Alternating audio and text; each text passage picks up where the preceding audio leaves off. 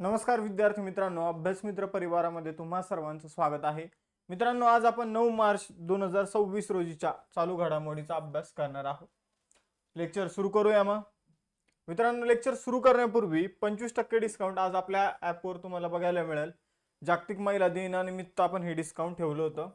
कालचाच दिवस होतं, पण आज आपण एक दिवस वाढवून दिलेला आहे. नारी नावाचं कुपन तुम्हाला अप्लाय करायचं आहे. आज रात्री 12 वाजेपर्यंत हे डिस्काउंट असणार आहे. प्लस मी एक व्हिडिओ सुद्धा बनवलेला आहे काल, तर तो तुम्हाला बघायचा असेल तर तुम्ही यूट्यूबवर जाऊन बघू शकता, ज्यामध्ये राज्यघटनेमध्ये राज्यघटना बनवताना ज्या 15 महिला संविधान सभेचा भाग होत्या, तर त्यांची माहितीचा व्हिडिओ बनवलेला आहे. तो तुम्हाला आपल्या यूट्यूब चॅनलवर मिळून जाईल. सुरू करूया आजचं सेशन. पहिला प्रश्न आहे, मार्च 2026 मध्ये पश्चिम बंगालचे नवीन राज्यपाल म्हणून कुणाची नियुक्ती करण्यात आली? तर पश्चिम बंगालचे नवीन राज्यपाल बनलेले आहे आर.एन. रवी.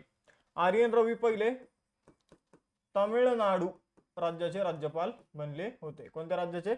तामिळनाडूचे राज्यपाल होते. आता ते पश्चिम बंगाल राज्याचे राज्यपाल बनलेले आहे. बघा विद्यार्थी मित्रांनो, पश्चिम बंगालचे राज्यपाल सी.व्ही. आनंद बोस यांनी काय केलेले? राजीनामा दिलेला आहे.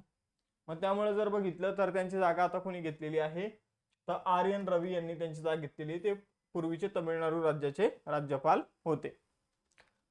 राष्ट्रपती द्रौपदी मुर्मू यांनी 9 नवीन राज्यपालांची नियुक्ती केलेली आहे. तर बघूया कोण कोण आहे. शिवप्रताप शुक्ला तेलंगणाचे नवे राज्यपाल बनले. जिष्णुदेव वर्मा महाराष्ट्राचे नवे राज्यपाल बनले. नंदकिशोर यादव नागालँडचे नवीन राज्यपाल बनले. सय्यद हसनैन बिहारचे नवीन राज्यपाल बनले. राजेंद्र विश्वनाथ आर्लेकर तामिळनाडूचे नवीन राज्यपाल बनले. कविंदर गुप्ता हिमाचल प्रदेशचे नवीन राज्यपाल बनले. तनजीत सिंग संधू दिल्लीचे नवीन उपराज्यपाल म्हणजे नायब राज्यपाल बनले. आणि विनय कुमार सक्सेना लडाखचे नवीन नायब राज्यपाल बनलेले आहे. तर केंद्रशासित प्रदेशांवर नायब राज्यपाल असतात, किंवा त्यांना इंग्रजीमध्ये लेफ्टनंट गव्हर्नर किंवा उपराज्यपाल म्हणून सुद्धा ओळखलं जातं. राज्यांच्या ठिकाणी आपल्याला राज्यपाल बघायला मिळतात, आणि आपण जर बघितलं तर केंद्रशासित प्रदेशामध्ये लेफ्टनंट गव्हर्नर बघायला मिळतात. त्यांना खूप जास्त अधिकार असतात लेफ्टनंट गव्हर्नरना. ही गोष्ट सुद्धा लक्षात घ्यायची आहे. राष्ट्रपतीच्या सल्ल्याने ते काम करत असतात. सगळे केंद्रशासित प्रदेश हँडल करत असतात लेफ्टनंट गव्हर्नर. दुसरा प्रश्न आहे, कोणत्या मंत्रालयाने मार्च 2026 मध्ये व्ही.बी. ग्रामजी युवा डिजिटल मोहीम सुरू केली? तर व्ही.बी. ग्रामजी, आपण मनरेगा तुम्हाला फेमस योजना माहित असेल, तर तिचीच जागा आता आपण जर बघितलं मनरेगा ऍक्टची जागा आता व्ही.बी. ग्रामजी ऍक्टने त्याची जागा घेतलेली आहे मित्रांनो.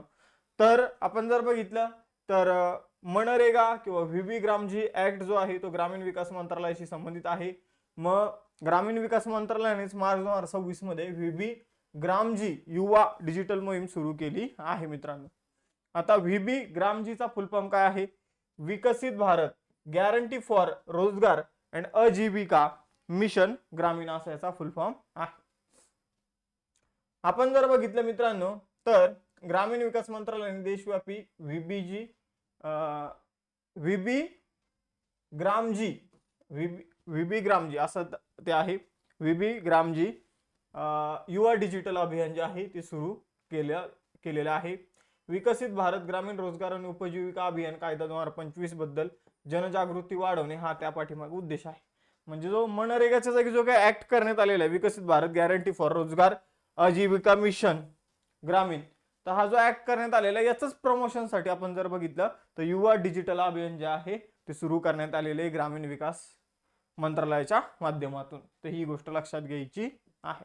पुढे जाऊया. महत्वाची योजना ज्या अलीकडे सुरू करण्यात आलेल्या आहे, केंद्र सरकारच्या आरोग्य योजनेच्या लाभार्थ्यांसाठी पूर्ण मेडिक्लेम आयुष विमा योजना कोणत्या मंत्रालयाने सुरू केली? तर केंद्र सरकारच्या आरोग्य योजनेच्या लाभार्थ्यांसाठी पूर्ण मेडिक्लेम आयुष विमा योजना जी आहे तर ती अर्थ मंत्रालयाने सुरू केलेली आहे. केंद्रीय मंत्रिमंडळाने 2030-31 पर्यंत अटल पेन्शन योजना सुरू ठेवण्यास मान्यता दिली. ती कधी सुरू झाली? ती 9 मे 2015. ग्रामीण महिला उद्योजकांच्या उत्पादनांना प्रोत्साहन देण्यासाठी 2026-27च्या अर्थसंकल्पात कोणता नवीन उपक्रमाची घोषणा करण्यात आली? तर शी मार्ट्स नावाचा उपक्रम सुरू करण्यात आलेला आहे ग्रामीण महिला उद्योजकाच्या उत्पादनांसाठी. भारताला औषध निर्माण आणि जैव तंत्रज्ञान जागतिक महासत्ता बनवण्यासाठी 2026च्या अर्थसंकल्पात कोणत्या मोहिमेची घोषणा करण्यात आली? बायोफार्मा शक्ती मिशन. केंद्रीय मंत्री शिवराज सिंग चौहान यांनी फेब्रुवारी 2026 मध्ये राष्ट्रीय डाळी आत्मनिर्भरता मिशन कुठे सुरू केलं? तर सेहोर मध्य प्रदेशमध्ये. लॉजिस्टिक्स साठी चीनवरील अवलंबित्व कमी करण्यासाठी 2026-27च्या केंद्रीय अर्थसंकल्पात कोणती योजना जाहीर करण्यात आली? तर कंटेनर उत्पादन योजना. आणि भारताला फायबर, लोकर, ज्यूट या क्षेत्रामध्ये स्वावलंबी बनवण्यासाठी 2026-27च्या केंद्रीय अर्थसंकल्पात कोणती योजना जाहीर करण्यात आली? तर राष्ट्रीय फायबर योजना. पुढे जाऊया तिसरा प्रश्न. कोणत्या राज्यातील सरकारी शाळेतील विद्यार्थ्यांनी बुरशीजन्य धोक्यांचा शोध घेण्यासाठी हेलियम फुग्याद्वारे विकोसॅट-1 हा लघु उपग्रह प्रक्षेपित केला आहे? तर विकोसॅट-1 हा एक लघु उपग्रह आहे. याला हेलियमच्या फुग्याच्या माध्यमातून प्रक्षेपित करण्यात आलेले, म्हणजे रॉकेट वगैरे वापरण्यात आलेलं नाही. पृथ्वीपासून 23 किलोमीटर वरती याला काय करण्यात आलेलं? तर प्रक्षेपित करण्यात आलेलं आहे मित्रांनो या उपग्रहाला. मग याचं नाव आहे विकोसॅट-1. तमिळनाडूच्या शाळेतील विद्यार्थ्यांनी 11वीच्या विद्यार्थ्यांनी हा उपग्रह बनवलेला आहे आणि हेलियमच्या फुग्याद्वारे याला प्रक्षेपित देखील केलेला आहे. तर तमिळनाडूच्या शिवगंगा जिल्ह्यातील अरियाकुडी सरकारी उच्च माध्यमिक शाळेतील इयत्ता 11वीच्या विद्यार्थ्यांनी 600 ग्रॅम वजनाचा विकोसॅट-1 हा लघु उपग्रह प्रक्षेपित केलेला आहे. पिकांना नुकसान करणाऱ्या बुरशीजन्य बीजाणूचा अभ्यास करणारा हा उपग्रह आहे. हेलियमच्या फुग्याद्वारे हा 22 किलोमीटर, मी किती 23 सांगितलं, तर 22 किलोमीटर अंतरावर जो आहे स्ट्रॅटोस्फिअर मध्ये या उपग्रहाला पाठवण्यात आलेलं आहे. चौथा प्रश्न. मार्च 2026 मध्ये अमेरिकेचे नवीन होमलँड सिक्युरिटी सेक्रेटरी म्हणून कोणाची नियुक्ती करण्यात आली? तर अमेरिकेचे नवीन होमलँड सिक्युरिटी सेक्रेटरी बनलेले आहे मार्कवेन मुलिन.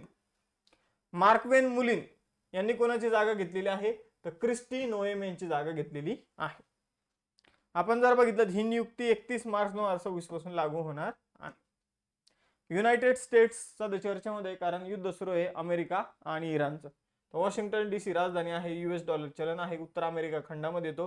47वे राष्ट्रपती आहे डोनाल्ड ट्रम्प. पाचवा प्रश्न आहे. केंद्रीय गृहमंत्री अमित शाह यांनी जनगणना 2027 साठी कोणत्या 2 शुभंकरांचं अनावरण केलेलं आहे? हा प्रश्न 100% परीक्षेमध्ये विचारला जाईल मित्रांनो. 2027 मध्ये जी जनगणना होत आहे ती ऍक्च्युअली 2021 मध्येच व्हायला पाहिजे होती, पण आता ती खूप लेट झालेली आहे. पण या जनगणनेविषयी बोलायचं झालं तर ही पहिली फर्स्ट डिजिटल जनगणना असणार आहे.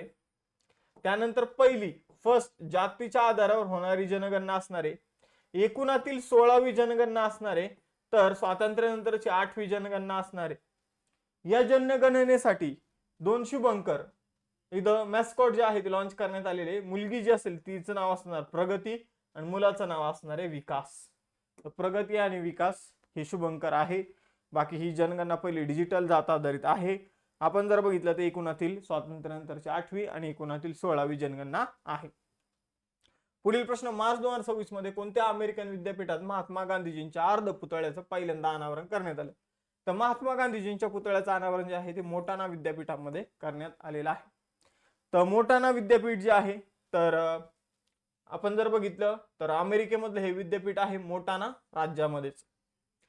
या पुतळ्याचे अनावरण जे आहे ते मोटानाचे गव्हर्नर ग्रेग जियानफोर्ट आणि सिएटल मधील भारताचे काउन्सिल जनरल प्रकाश गुप्ता यांच्या हस्ते करण्यात आलेलं आहे. मित्रांनो, आज तुम्हाला कुपन कोड आहे नारी. नारी शक्तीचा आपण सन्मान करतोय. नारी कुपन कोड अप्लाय करा, 25% डिस्काउंट मिळवा. पुढे जाऊया. 7वा प्रश्न आहे. Time woman of the year 2026च्या 16व्या जागतिक नेत्यांच्या यादीत कोणत्या भारतीय महिलेचा समावेश करण्यात आला आहे? तर Time woman of the year 2026च्या आपण जर बघितलं तर त्याची निवड अजून होणार आहे. मग यासाठी नामांकन वेगवेगळे आलेले. तर 16 महिलांचा पहिले यामध्ये समावेश करण्यात आलेला आहे. 16 जागतिक नेत्यांच्या यादीमध्ये जर आपण बघितलं तर भारतीय महिला सफीना हुसेन यांचा देखील यामध्ये समावेश करण्यात आलेला आहे. आता पुढे बघू की यांना time woman of the year हा पुरस्कार भेटतोय की नाही.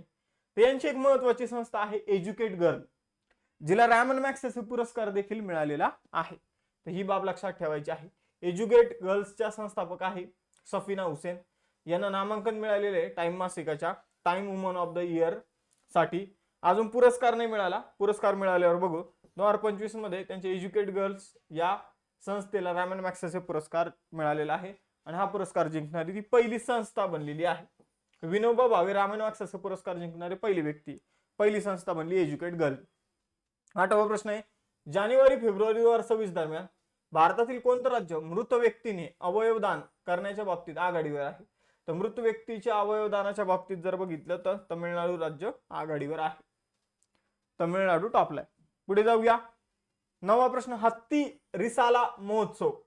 हत्ती रिसाला महोत्सव एक फेमस महोत्सव आहे. तर तो कोणत्या राज्यात साजरा केला जातो?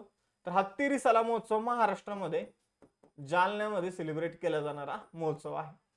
काय केलं जातं? एक हत्तीवरून मिरवणूक काढली जाते आणि जो हत्तीवर बसलेला माणूस असतो तो काय करतो, सगळीकडे पेढे वगैरे फुलं जे आहे ते उधळण्याचं काम करत असतो आणि आजूबाजूला सगळे लोक रंग उडवतात.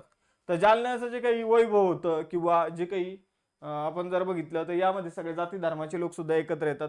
तर जी काही एकता आहे तर त्याचा प्रतीक म्हणून हा उत्सव जो आहे तो धुलीवंदनाच्या दुसऱ्या दिवशी साजरा केला जातो. हे याचे 138वे वर्ष आहे. तर ही गोष्ट लक्षात ठेवायची. पुढे जाऊया. 10वा प्रश्न, प्रख्यात पत्रकार आणि माजी राजनयिक एच.के. दुआ यांचं वयाच्या 88 वर्ष निधन झालं. त्यांना कोणत्या वर्षी पद्मभूषण पुरस्काराने सन्मानित करण्यात आलं?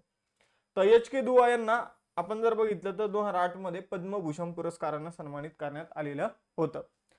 एच.के. दुआ यांचं पूर्ण नाव आहे हरिकृष्ण दुआ. The Hindustan times, the Indian express, the Tribune सारख्या राष्ट्रीय दैनिकांचे ते संपादक होते. आपण जर बघितलं तर त्यांना माजी पंतप्रधान अटल बिहारी वाजपेयी, एच डी देवेगौडा यांच्या काळात ते मीडिया सल्लागार होते. डेन्मार्कमध्ये भारतीय राजदूत म्हणून सुद्धा त्यांनी काम केलेलं आहे. तर ते राजनयिक म्हणजे एक प्रकारचे डिप्लोमॅट होते. ही गोष्ट लक्षात घ्यायची आहे.